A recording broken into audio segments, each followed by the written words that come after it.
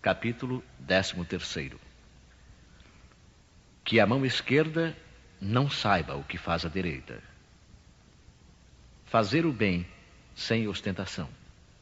Guardai-vos, não façais as vossas boas obras diante dos homens, com o fim de serdes vistos por eles. De outra sorte não tereis a recompensa da mão de vosso Pai que está nos céus. Quando, pois, dás a esmola, não faças tocar a trombeta diante de ti, como praticam os hipócritas nas sinagogas e nas ruas, para serem honrados dos homens. Em verdade vos digo que eles já receberam a sua recompensa. Mas quando dás a esmola, não saiba a tua esquerda o que faz a tua direita, para que a tua esmola fique escondida e teu Pai, que vê o que fazes em segredo, te pagará. E depois que Jesus desceu do monte, foi muita gente do povo que o seguiu. E eis que, vindo um leproso, o adorava, dizendo: Se tu queres, Senhor, bem me podes limpar. E Jesus, estendendo a mão, tocou-o. Pois eu quero, fica limpo. E logo ficou limpa toda a sua lepra. Vê, não o digas a alguém, mas vai, mostra-te ao sacerdote e faze a oferta que ordenou Moisés, para lhes servir de testemunho a eles. Fazer o bem sem ostentação tem grande mérito. Esconder a mão que dá é ainda mais meritório. É o sinal incontestável de uma grande superioridade moral. Porque, para ver as coisas de mais alto que o vulgo, é necessário fazer abstração da vida presente e identificar-se com a vida futura. É necessário, numa palavra, colocar-se acima da humanidade para renunciar à satisfação do testemunho dos homens e esperar a aprovação de Deus. Aquele que preza mais a aprovação dos homens que a de Deus, prova que tem mais fé nos homens que em Deus, e que a vida presente é para ele mais do que a vida futura, ou até mesmo que não crê na vida futura. Se ele diz o contrário, age, entretanto, como se não acreditasse no que diz. Quantos há que só fazem um benefício com esta de que o beneficiado o proclame sobre os telhados, que darão uma grande soma à luz do dia, mas escondidos não dariam sequer uma moeda. Foi por isso que Jesus disse: os que fazem o bem com ostentação já receberam a sua recompensa. Com efeito, aquele que busca a sua glorificação na terra pelo bem que faz, já se pagou a si mesmo. Deus não lhe deve nada. Só lhe resta a receber a punição do seu orgulho. Que a mão esquerda não saiba o que faz a direita. É uma figura que caracteriza admiravelmente a beneficência modesta. Mas, se existe a modéstia real, também existe a falsa modéstia, o simulacro da modéstia, pois há pessoas que escondem a mão, tendo o cuidado de deixar perceber que o fazem. Indigna paródia das máximas do Cristo. Se os benfeitores orgulhosos são depreciados pelos homens, que não lhes acontecerá perante Deus? Eles também já receberam a sua recompensa na terra. Foram vistos. Estão satisfeitos de terem sido vistos. É tudo quanto terão. Qual será então a recompensa do que faz pesar os seus benefícios sobre o beneficiado, que lhe exige de qualquer maneira testemunhos de reconhecimento, que lhe faz sentir a sua posição ao exaltar o preço dos sacrifícios que suportou por ele? Oh, para esse não há nem mesmo a recompensa terrena, porque está privado da doce satisfação de ouvir bendizerem o seu nome, o que é um primeiro castigo para o seu orgulho.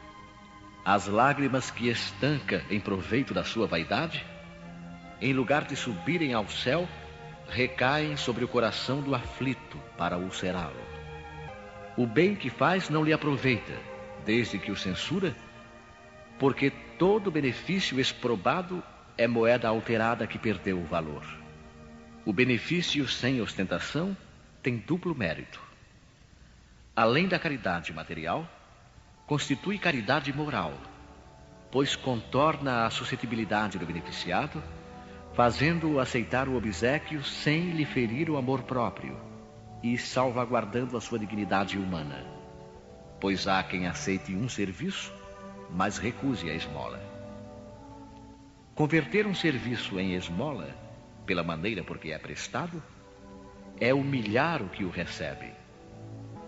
A verdadeira caridade, ao contrário, é delicada e habilidosa para dissimular o benefício e evitar até as menores possibilidades de melindre, porque todo choque moral aumenta o sofrimento provocado pela necessidade.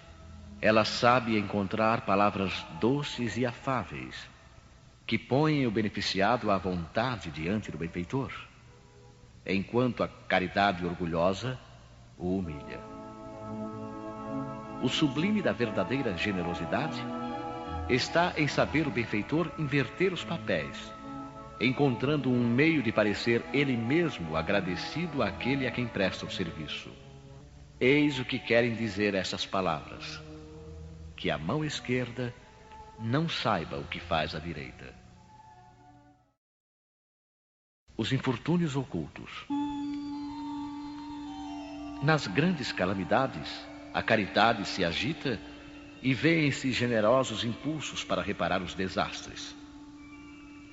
Mas ao lado desses desastres gerais, há milhares de desastres particulares que passam desapercebidos, de pessoas que jazem no miserável catre sem se queixarem. São esses os infortúnios discretos e ocultos que a verdadeira generosidade sabe descobrir sem esperar que venham pedir assistência. Quem é aquela senhora de ar distinto, de trajes simples mas bem cuidados, seguida de uma jovem que também se veste modestamente?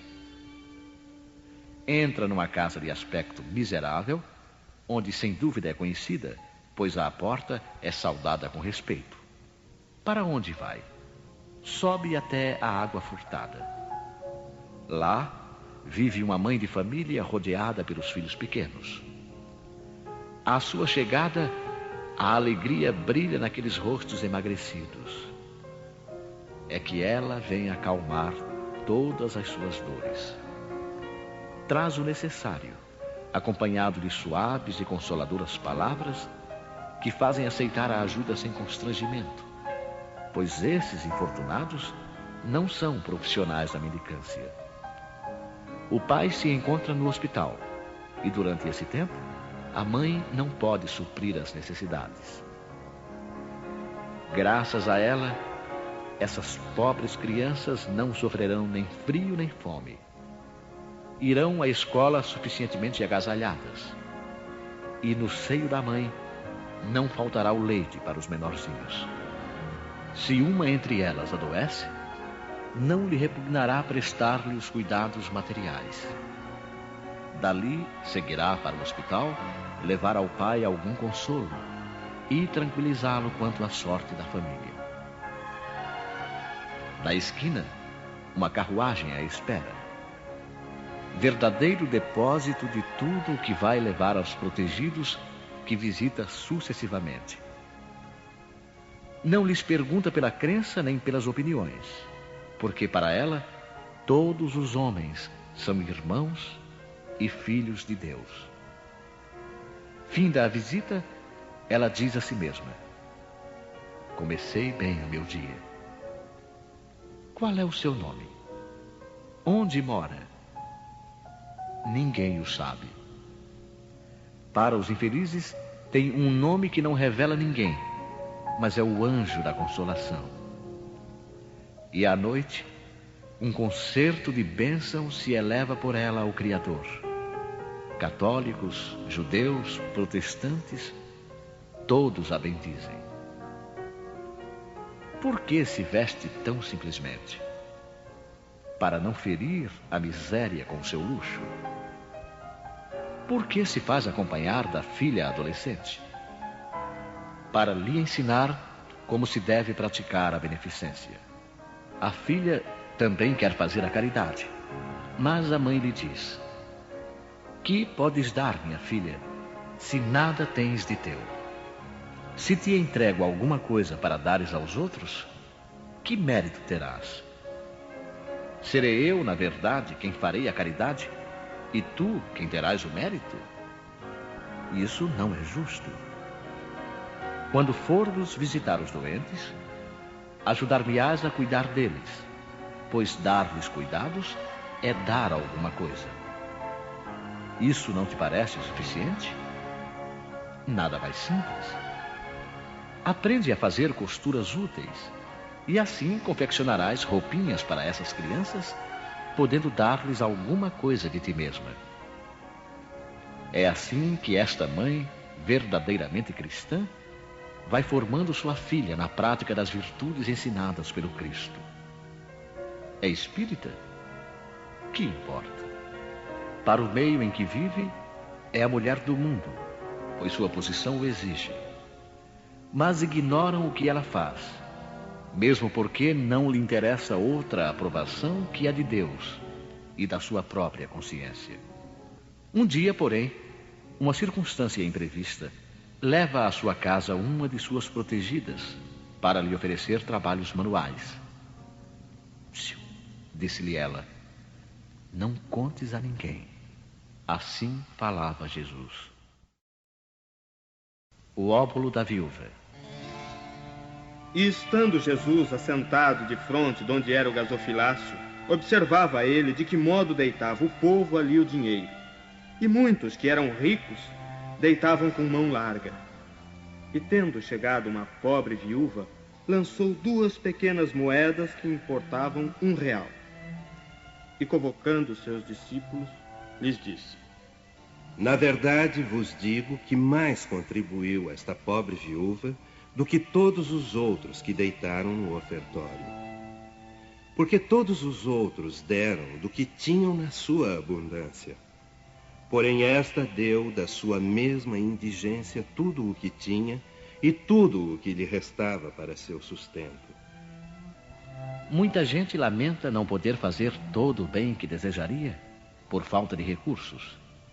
E se querem a fortuna, dizem, é para bem aplicá-la. A intenção é louvável, sem dúvida, e pode ser muito sincera de parte de alguns. Mas o seria de parte de todos, assim completamente desinteressados? Não haverá os que, inteiramente empenhados em beneficiar os outros, se sentirão bem de começar por si mesmos, concedendo-se mais algumas satisfações, um pouco mais do supérfluo que ora não tem, para dar aos pobres apenas o resto? Este pensamento oculto, talvez dissimulado, mas que encontrariam no fundo do coração se o sondassem, anula o mérito da intenção, pois a verdadeira caridade faz antes pensar nos outros que em si mesmo.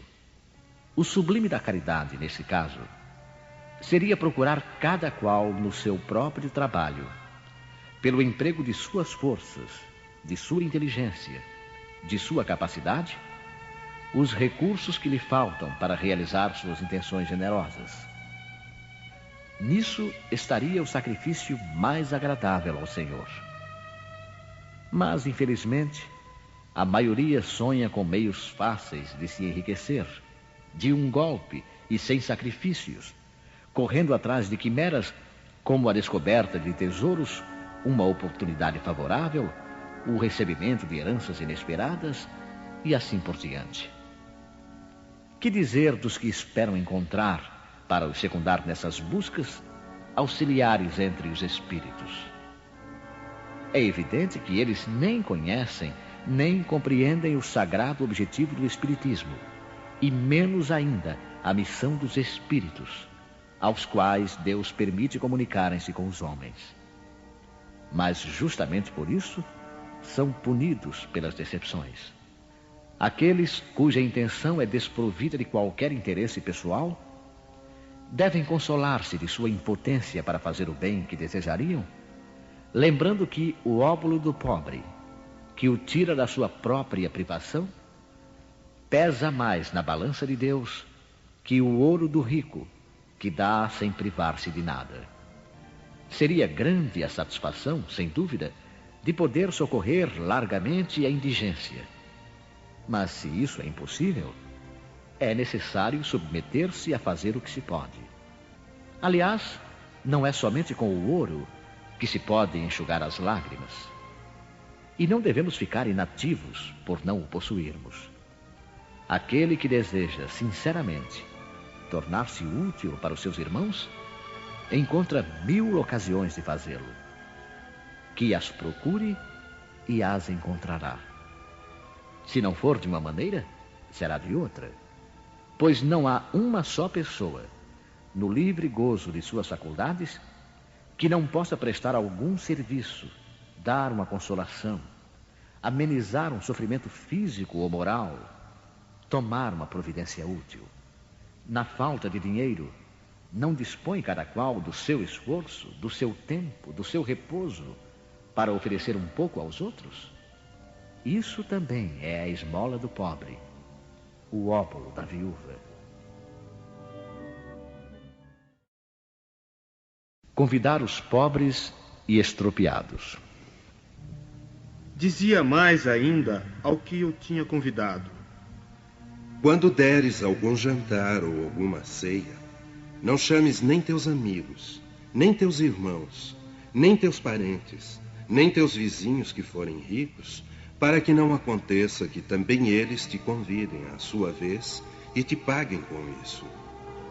Mas quando deres algum banquete, convida os pobres, os aleijados, os coxos e os cegos, e serás bem-aventurado, porque esses não têm com que te retribuir, mas ser-te-á isso retribuído na ressurreição dos justos.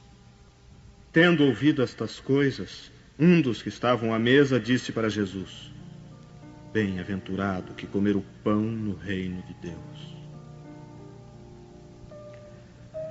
Quando fizeres um banquete, disse Jesus, não convides os teus amigos, mas os pobres e os estropiados. Essas palavras absurdas, se as tomarmos ao pé da letra, são sublimes quando procuramos entender-lhes o espírito. Jesus não poderia ter querido dizer que, em lugar dos amigos, fosse necessário reunir à mesa os mendigos da rua. Sua linguagem era quase sempre figurada. E para os homens incapazes de compreender os tons mais delicados do pensamento, precisava usar de imagens fortes que produzissem o efeito de cores berrantes.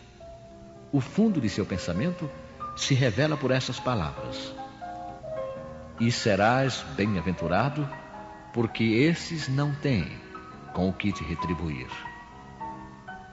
O que vale dizer que não se deve fazer o bem com vistas à retribuição, mas pelo simples prazer de fazê-lo.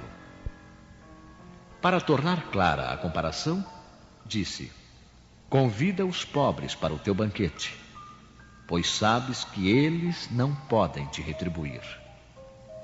E por banquete é necessário entender não propriamente a refeição, mas a participação na abundância de que desfrutas. Essas palavras podem também ser aplicadas em sentido mais literal. Quantos só convidam para a sua mesa os que podem, como dizem, honrá-los ou retribuir-lhes o convite? Outros, pelo contrário, ficam satisfeitos de receber parentes ou amigos menos afortunados, que todos possuem. Essa é, por vezes, a maneira de ajudá-los disfarçadamente. Esses, sem ir buscar os cegos e os estropiados, praticam a máxima de Jesus, se o fazem por benevolência, sem ostentação, e se sabem disfarçar o benefício com sincera cordialidade.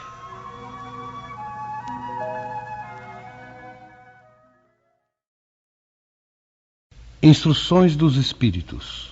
A caridade material e a caridade moral. Irmã Rosália.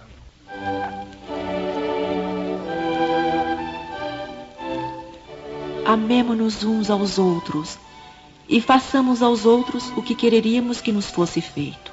Toda religião, toda moral se encerram nestes dois preceitos. Se eles fossem seguidos no mundo, todos seriam perfeitos. Não haveria ódios nem ressentimentos. Direi mais ainda, não haveria pobreza, porque do supérfluo da mesa de cada rico, quantos pobres seriam alimentados? E assim não mais se veriam nos bairros sombrios em que vivi, na minha última encarnação, pobres mulheres arrastando consigo miseráveis crianças necessitadas de tudo. Ricos, pensai um pouco em tudo isso. Ajudai o mais possível aos infelizes. Dai para que Deus vos retribua um dia o bem que houverdes feito. Para encontrardes ao sair de vosso invólucro terrestre um cortejo de espíritos reconhecidos que vos receberão no limiar de um mundo mais feliz. Se pudesseis saber a alegria que provei ao encontrar no além aqueles a quem beneficiei na minha última vida terrena. Amai, pois, ao vosso próximo. Amai-o como a vós mesmos, pois já sabeis agora que o desgraçado que repelis talvez seja um irmão, um pai, um amigo que afastais para longe. E então, qual não será o vosso desespero ao reconhecê-lo depois no mundo dos espíritos? Quero que compreendais bem o que deve ser a caridade moral, que todos podem praticar, que materialmente nada custa e que, não obstante, é a mais difícil de se pôr em prática. A caridade moral consiste em vos suportardes uns aos outros, o que menos fazeis neste mundo inferior, em que estás momentaneamente encarnados. Há um grande mérito, acreditai, em saber calar para que outro mais tolo possa falar. Isso também é uma forma de caridade. Saber fazer-se de surdo quando uma palavra irônica escapa de uma boca habituada a caçoar.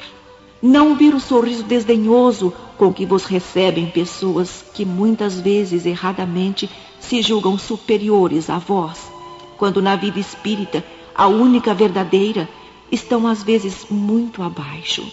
Eis um merecimento que não é de humildade, mas de caridade, pois não se incomodar com as faltas alheias é caridade moral. Essa caridade, entretanto, não deve impedir que se pratique a outra. Pelo contrário, pensai sobretudo que não deveis desprezar o vosso semelhante. Lembrai-vos de tudo o que vos tenho dito. É necessário lembrar incessantemente que o pobre repelido talvez seja um espírito que vos foi caro e que momentaneamente se encontra numa posição inferior à vossa. Reencontrei um dos pobres do vosso mundo, a quem pude, por felicidade, beneficiar algumas vezes e ao qual tenho agora de pedir por minha vez. Recordai-vos de que Jesus disse que somos todos irmãos e pensai sempre nisso antes de repelirdes o leproso ou o mendigo. Adeus. Pensai naqueles que sofrem e orai. Um espírito protetor. Leão, 1860. Meus amigos, tenho ouvido muitos de vós dizerem: como posso fazer a caridade se quase sempre não tenho sequer o necessário? A caridade, meus amigos, se faz de muitas maneiras. Podeis fazê-la em pensamento, em palavras e em ações. Em pensamento, orando pelos pobres abandonados, que morreram sem terem sequer vivido. Uma prece de coração os alivia. Em palavras, dirigindo aos vossos companheiros alguns bons conselhos. Dizei aos homens amargurados pelo desespero e pelas privações, que blasfemam do nome do Altíssimo: eu era como vós. Eu sofria, sentia-me infeliz, mas acreditei no Espiritismo e vede, agora sou feliz. Aos anciãos que vos disserem: é inútil, estou no fim da vida, morrerei como vivi, respondei: a justiça de Deus é igual para todos. Lembrai-vos dos trabalhadores da última hora. Às crianças que, já viciadas pelas más companhias, perdem-se nos caminhos do mundo, prestes a sucumbir às suas tentações, dizei: Deus vos vê, meus caros pequenos, e não temei repetir frequentemente essas doces palavras, que acabarão por geminar nas suas jovens inteligências, e em lugar de pequenos vagabundos, fareis delas verdadeiros homens. Essa é também uma forma de caridade. Muitos de vós dizem ainda: oh, somos tão numerosos na terra que Deus não pode ver-nos a todos. Escutai bem isto, meus amigos. Quando estais no alto de uma montanha, vosso olhar não abarca os bilhões de grãos de areia que a cobrem?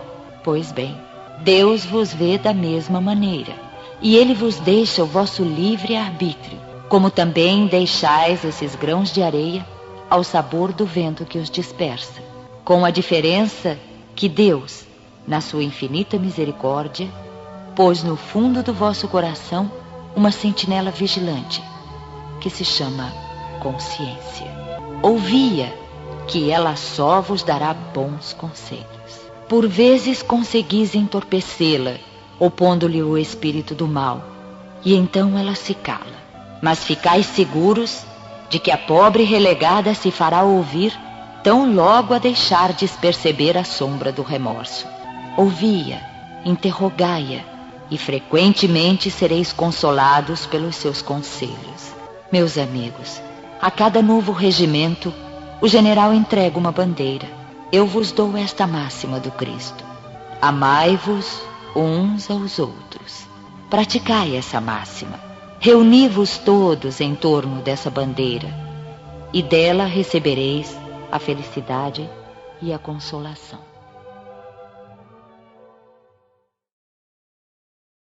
A beneficência. Adolfo, bispo de Argel.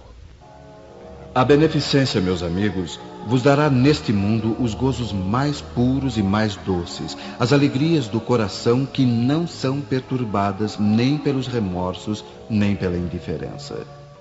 Oh, pudesseis compreender tudo o que encerra de grande e de agradável a generosidade das belas almas, esse sentimento que faz que se olhe os outros com o mesmo olhar voltado para si mesmo, e que se desvista com alegria para vestir a um irmão.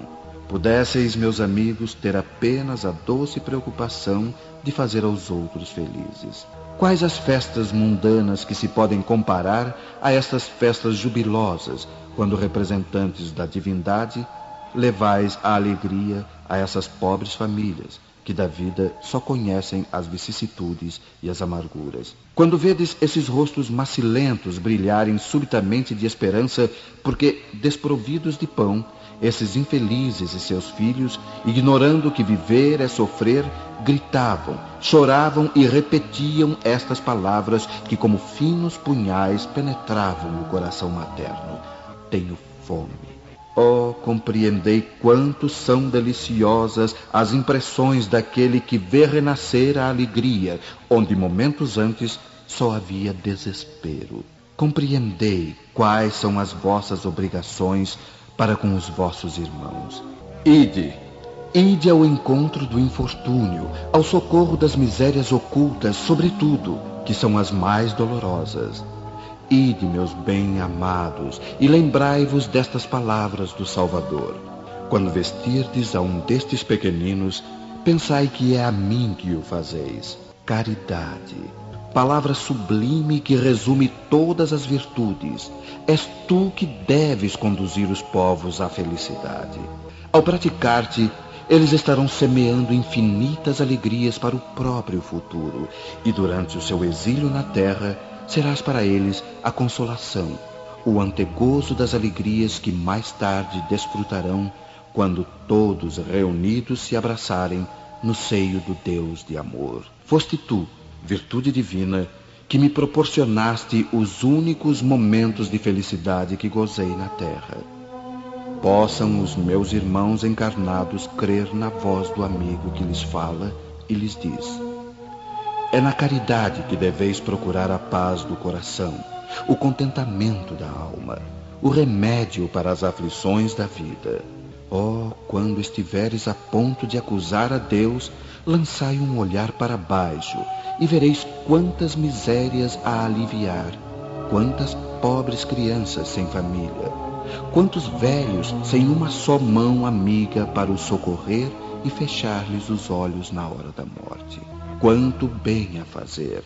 Oh, não reclamai, antes agradecei a Deus e prodigalizai a mãos cheias a vossa simpatia, o vosso amor, o vosso dinheiro, a todos os que, deserdados dos bens deste mundo, definham no sofrimento e na solidão.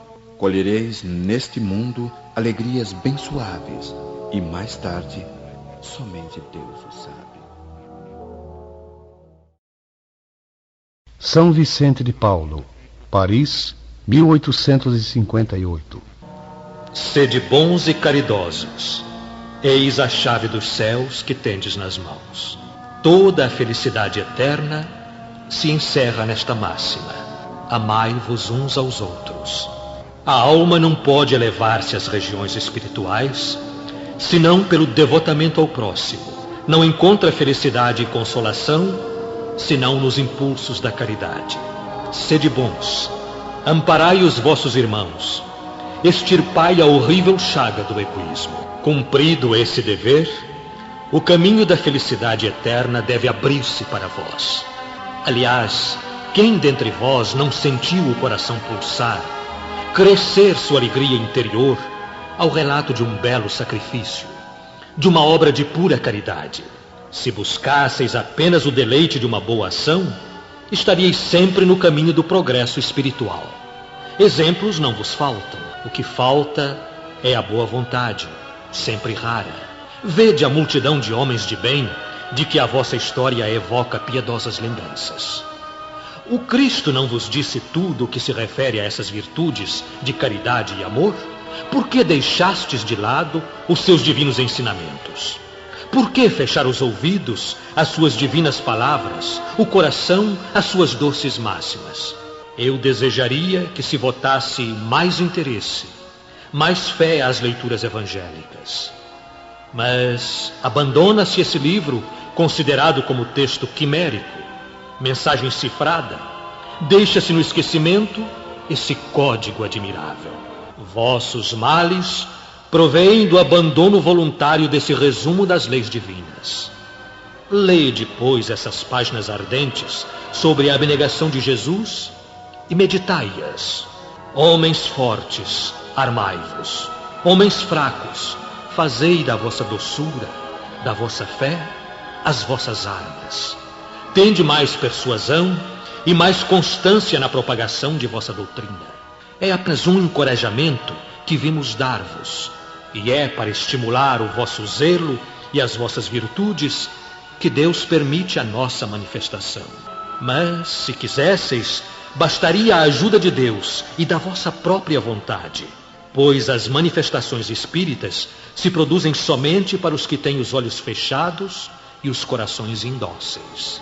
A caridade é a virtude fundamental que deve sustentar o edifício das virtudes terrenas. Sem ela, as outras não existiriam. Sem a caridade, nada de esperar uma sorte melhor, nenhum interesse moral que nos guie. Sem a caridade, nada de fé, pois a fé não é mais do que um raio de luz pura que faz brilhar uma alma caridosa. A caridade é a âncora eterna de salvação em todos os mundos. É a mais pura emanação do Criador. É a sua própria virtude que ele transmite à criatura. Como pretender desconhecer esta suprema bondade? Qual seria o coração suficientemente perverso para, assim pensando, sufocar em si e depois expulsar este sentimento inteiramente divino? Qual seria o filho bastante mau para revoltar-se com essa doce carícia, a caridade? Não ousarei falar daquilo que fiz, porque os espíritos também têm o pudor de suas obras. Mas considero a que iniciei como uma das que mais devem contribuir para o alívio de vossos semelhantes. Vejo frequentemente os espíritos pedirem por missão continuar a minha tarefa. Eu os vejo, minhas doces e queridas irmãs, no seu piedoso e divino ministério. Eu os vejo praticar a virtude que vos recomendo, com toda a alegria que essa existência de abnegação e sacrifícios proporciona. É uma grande felicidade para mim ver quanto se enobrece o seu caráter, quanto a sua missão é amada e docemente protegida. Homens de bem, de boa e forte vontade, univos para continuar amplamente a obra de propagação da caridade. Encontrareis a recompensa dessa virtude no seu próprio exercício. Não há alegria espiritual que ela não proporcione desde a vida presente. Permanecei unidos, amai-vos uns aos outros, segundo os preceitos de Cristo. Assim seja. Cáritas, martirizado em Roma. Chamo-me Caridade. Sou o caminho principal que conduz a Deus. Segui-me, porque eu sou a meta a que vós todos deveis visar. Fiz nesta manhã o meu passeio habitual, e com o coração magoado venho dizer-vos: ó meus amigos, quantas misérias, quantas lágrimas, e quanto tendes de fazer para secá-las todas.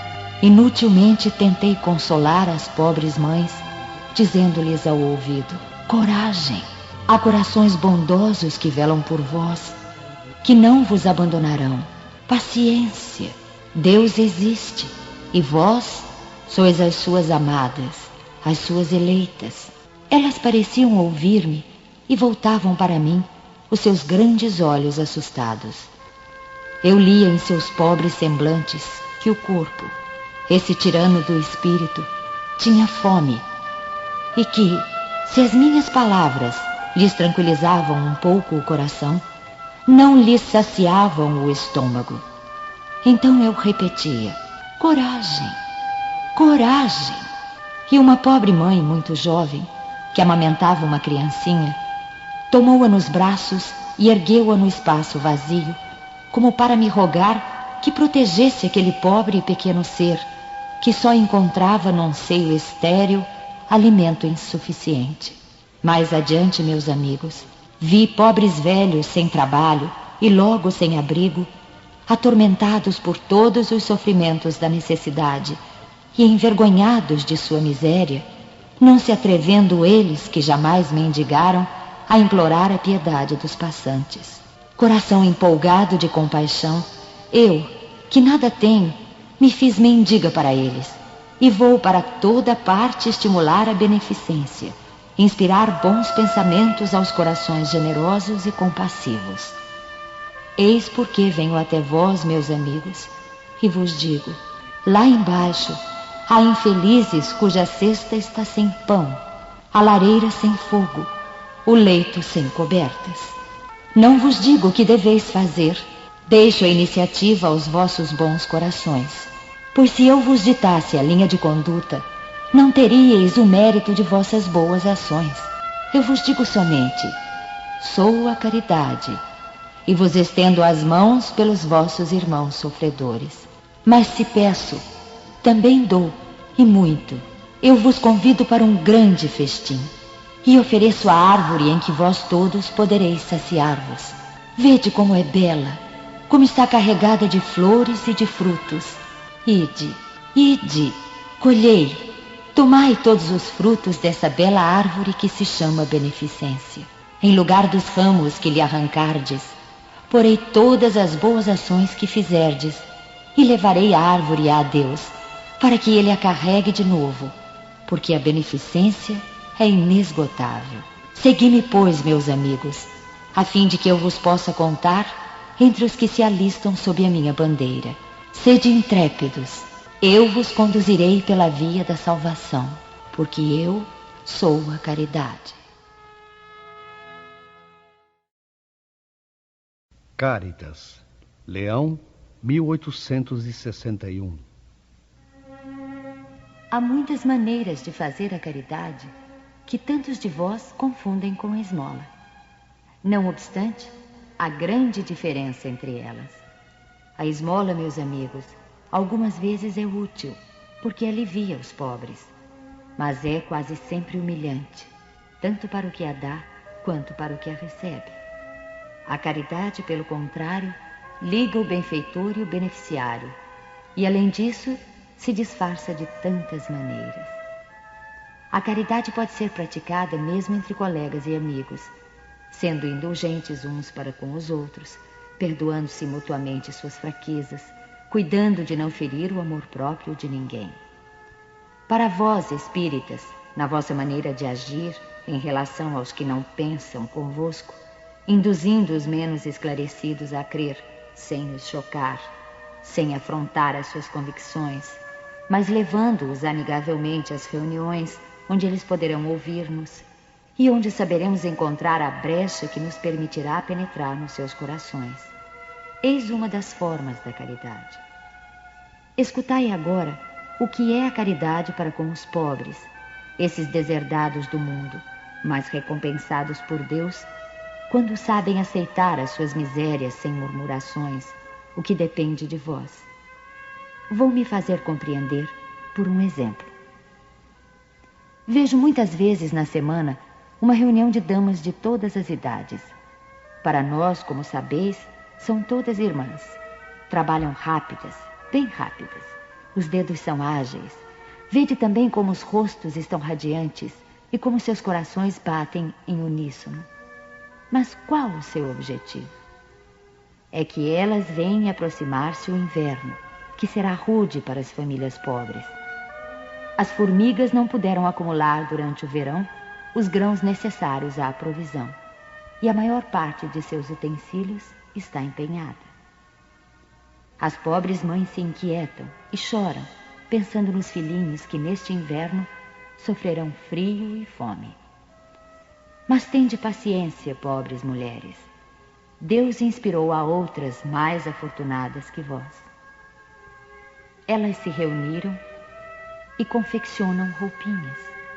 Depois, num destes dias, quando a neve tiver coberto a terra, e murmurardes dizendo: Deus não é justo, pois é esta a expressão comum dos vossos períodos de sofrimento, então vereis aparecer um dos enviados dessas boas trabalhadoras que se constituíram em operárias dos pobres. Sim, era para vós que elas trabalhavam assim, e vossos murmúrios se transformaram em bênçãos, porque no coração dos infelizes o amor segue bem de perto o ódio. Como todas essas trabalhadoras necessitam de encorajamento, vejo as comunicações dos bons espíritos lhes chegarem de todas as partes. Os homens que participam desta sociedade oferecem também o seu concurso, fazendo uma dessas leituras que tanto agradam. E nós, para recompensar o zelo de todos e de cada um em particular, prometemos a essas obreiras laboriosas uma boa clientela que as pagará em moeda sonante de bênçãos, a única moeda que circula no céu, assegurando-lhes ainda, sem medo de nos arriscarmos, que essa moeda não lhes faltará.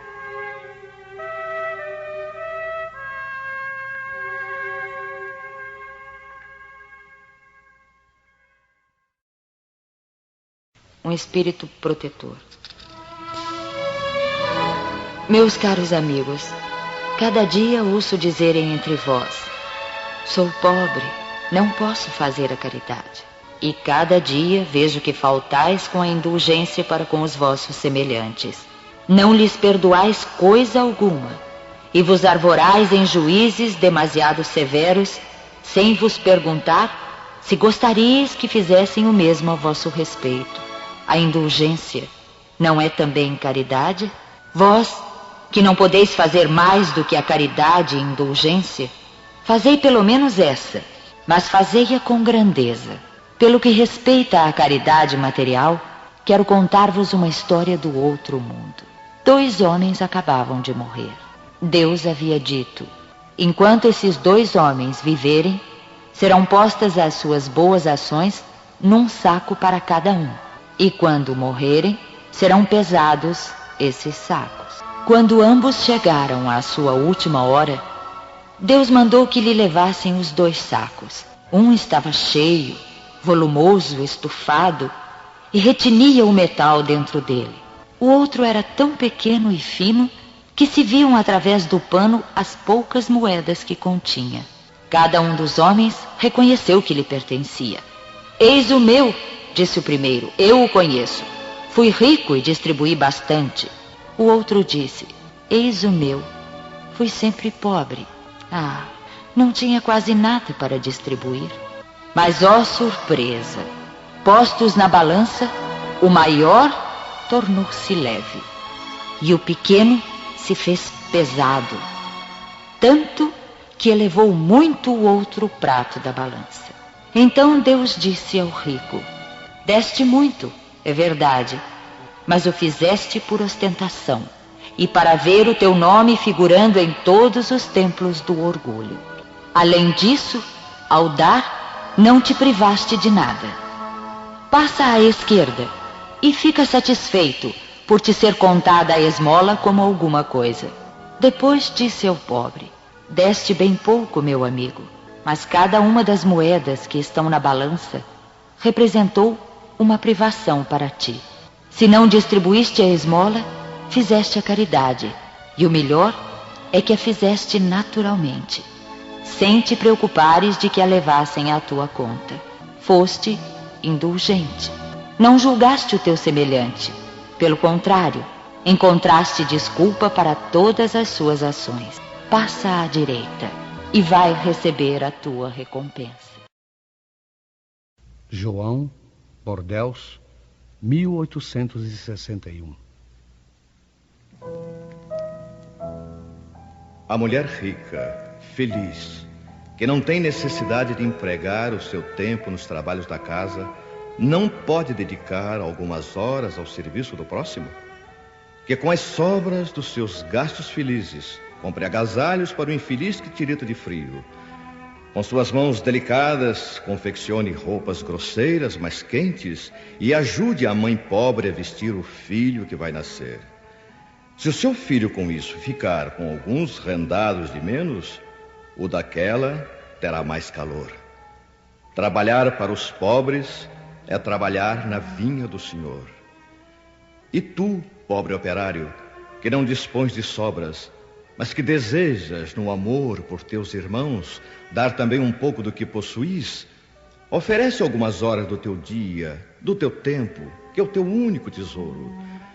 Faze alguns desses trabalhos elegantes que tentam os felizes, vende o produto dos teus serões e poderás também proporcionar a teus irmãos a tua parte de alívio. Terás talvez algumas fitas a menos, mas darás sapatos aos que vivem descalços. E vós, mulheres devotadas a Deus, trabalhai também para as vossas obras piedosas, para que os vossos trabalhos delicados e custosos não sejam feitos apenas para ornar as vossas capelas ou para atrair atenção sobre a vossa habilidade e paciência. Trabalhai, minhas filhas, e que o resultado de vossas obras seja consagrado ao alívio de vossos irmãos em Deus. Os pobres são os seus filhos bem-amados. Trabalhar por eles é glorificá-lo. Sede os instrumentos da providência que diz: às aves do céu Deus dá o alimento. Que o ouro e a prata tecidos pelos vossos dedos se transformem em roupas e provisões para os necessitados. Fazei isso e o vosso trabalho será abençoado. E todos vós que podeis produzir, dai. Dai o vosso gênio, dai as vossas inspirações, dai o vosso coração, que Deus vos abençoará. Poetas, literatos, que sois lidos somente pela gente de sociedade, preenchei os seus lazeres, mas que o produto de algumas de vossas obras seja destinado ao alívio dos infelizes. Pintores, escultores, artistas de todos os gêneros, que a vossa inteligência venha também ajudar os vossos irmãos. Não tereis menos glória por isso, e eles terão alguns sofrimentos a menos. Todos vós podeis dar. A qualquer classe a que pertençais, tereis sempre alguma coisa que pode ser dividida. Seja o que for que Deus vos tenha dado, deveis uma parcela aos que não têm sequer o necessário, pois em seu lugar ficaríeis contentes se alguém dividisse convosco. Vossos tesouros da terra diminuirão um pouco, mas vossos tesouros do céu serão mais abundantes. Colhereis pelo cêntuplo lá em cima o que semeardes em benefícios aqui embaixo.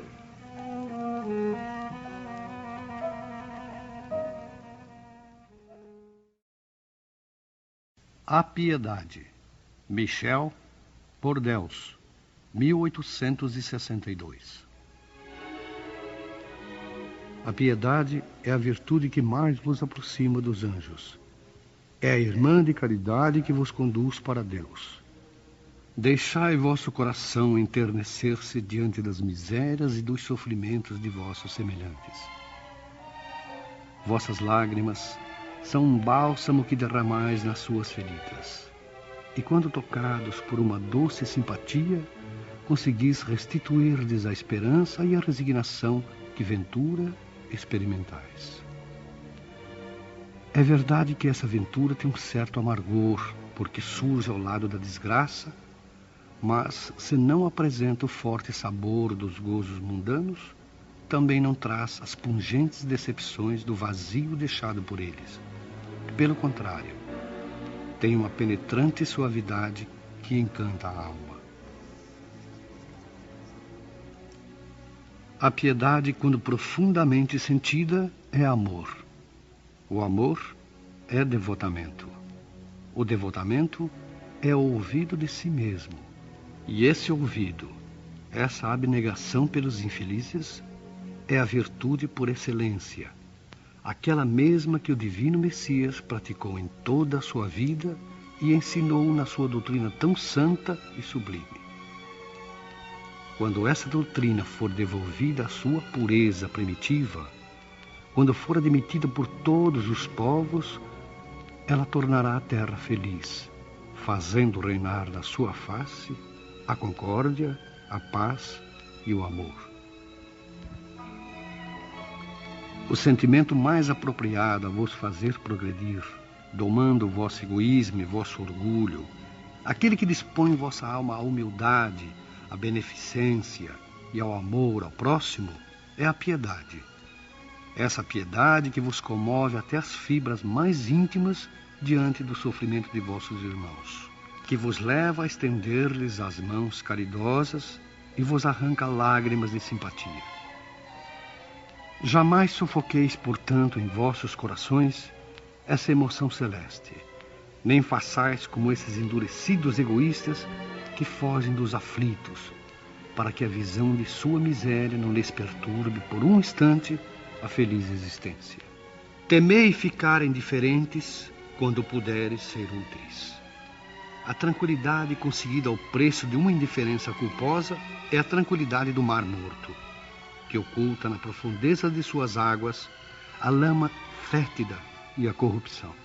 Quanto à piedade, está longe, entretanto, de produzir a perturbação e o aborrecimento de que se arreceia o egoísta. Não há dúvida de que a alma experimenta, ao contato da desgraça alheia, confrangendo-se um estremecimento natural e profundo que faz vibrar todo o vosso ser e vos afeta penosamente. Mas a compensação é grande quando conseguis devolver a coragem e a esperança de um irmão infeliz, que se comove ao aperto de uma mão amiga e cujo olhar, ao mesmo tempo umedecido de emoção e reconhecimento, se volta com doçura para vós, antes de se elevar ao céu, agradecendo por lhe haver enviado um consolador, um amparo. A piedade é a melancólica, mas celeste percursora da caridade, esta primeira entre as virtudes de que ela é a irmã, e cujos benefícios prepara e enobrece.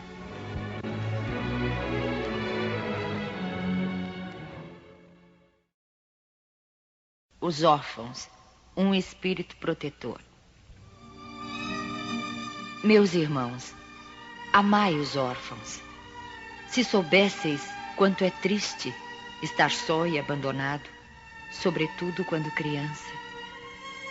Deus permite que existam órfãos para nos animar a lhe servirmos de pais. Que divina caridade há de ajudar uma pobre criaturinha abandonada, livrá-la da fome e do frio, orientar sua alma para que ela não se perca no vício. Quem estende a mão a uma criança abandonada é agradável a Deus, porque demonstra compreender e praticar a sua lei. Lembrai-vos também de que frequentemente a criança que agora socorreis vos foi cara numa encarnação anterior.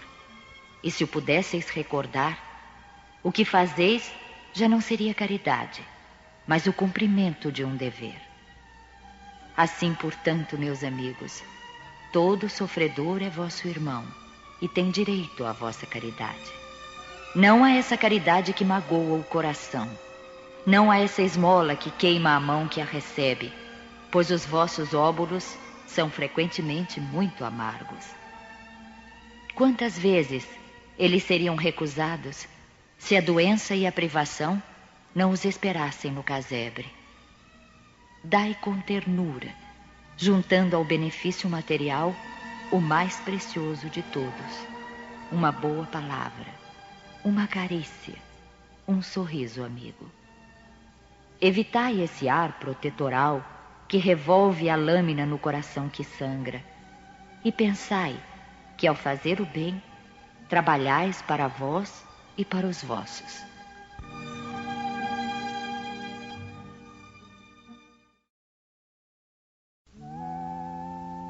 Que pensar das pessoas que, sofrendo ingratidão por benefícios prestados, não querem mais fazer o bem, com medo de encontrar ingratos?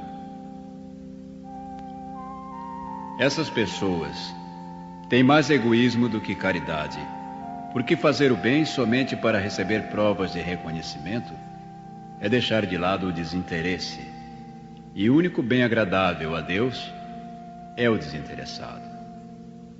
São ainda orgulhosas porque se comprazem na humildade do beneficiado, que deve rojar-se aos seus pés para agradecer-lhes. Aquele que busca na terra a recompensa do bem que faz, não a receberá no céu, mas Deus a reservará para o que assim não procede. É necessário ajudar sempre aos fracos, mesmo sabendo-se de antemão que os beneficiados não agradecerão. Sabei que, se aquele a quem ajudais esquecer o benefício, Deus o considerará mais do que se fosses recompensado pela sua gratidão. Deus permite que, às vezes, sejais pagos com a ingratidão, para provar a vossa perseverança em fazer o bem. Como sabeis, aliás, se esse benefício momentaneamente esquecido não produzirá mais tarde os seus frutos? Ficais certos, pelo contrário, de que é uma semente que germinará com o tempo. Infelizmente, não vedes nunca além do presente. Trabalhais para vós, e não tendo em vista os semelhantes. A benemerência acaba por abrandar os corações mais endurecidos. Pode ficar esquecida aqui na terra, mas quando o espírito se livrar do corpo, ele se lembrará, e essa lembrança será o seu próprio castigo. Então, ele lamentará sua ingratidão, desejará reparar a sua falta, pagar a sua dívida noutra existência, aceitando mesmo, frequentemente, uma vida de devotamento ao seu benfeitor. É assim que, sem o suspeitardes, tereis contribuído para o seu progresso moral, e reconhecereis então toda a verdade desta máxima: um benefício jamais se perde. Mas tereis também trabalhado para vós, pois tereis o mérito de haver feito o bem com desinteresse, sem vos deixar abater pelas decepções. Ah, meus amigos, se conhecesseis todos os laços que na vida presente vos ligam às existências anteriores, Se pudesseis abarcar a multiplicidade das relações que aproximam os seres uns dos outros para o seu mútuo progresso, admirarias muito melhor a sabedoria e a bondade do Criador, que vos permite reviver para chegardes a Ele.